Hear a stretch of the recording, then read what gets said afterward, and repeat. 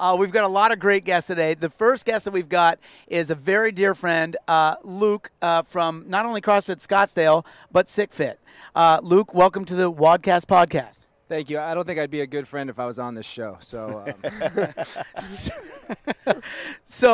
Luke, one of the first things one of the best beards in CrossFit too. That is an amazing. It's well trimmed. It's very well trimmed. You know where I went? I was actually getting my beard trimmed, and John Birch walks in the second I sit down, and that's how you do it in LA. I mean, that's what I expected. Yeah, the guy walked right in and took the seat next to me and got his beard done too. You're gonna have to interview him today because his beard is right on par with mine.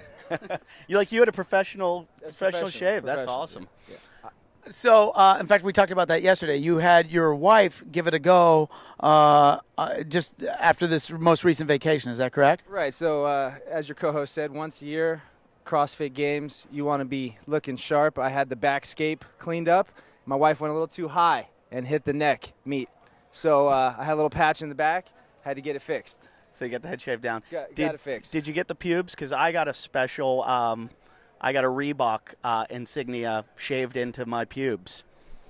It takes time off of his scores, actually. It's really From what we understand, Armin might be doing that with his pubes today. We might be getting Armin a SickFit. That's one pube. of my, Lonnie and I are actually going to get together and do a video of me putting a Reebok sign, branding a Reebok sign onto my asshole.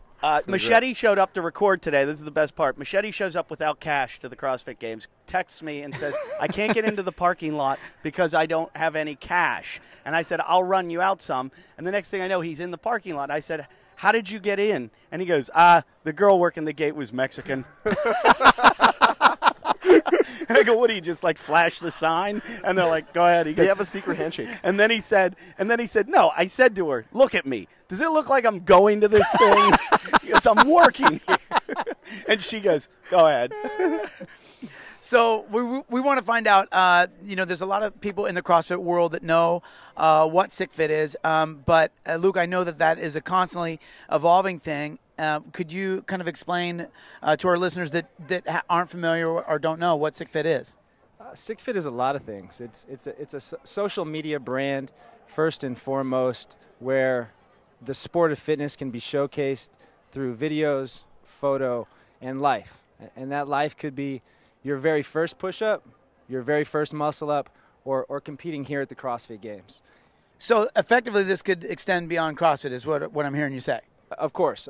Obviously there are a lot other sports out there and fitness methods of training, but CrossFit is the one that we're here to watch this weekend. So we have, in our Wodcast studio, we have a pull-up bar that Eddie and Armin continually compete on. I have the world record. And Armin currently has the world record of 20 pull-ups. We had an NFL Denver Bronco. You got to hold these balls. It's like they're testicle. No, they're not.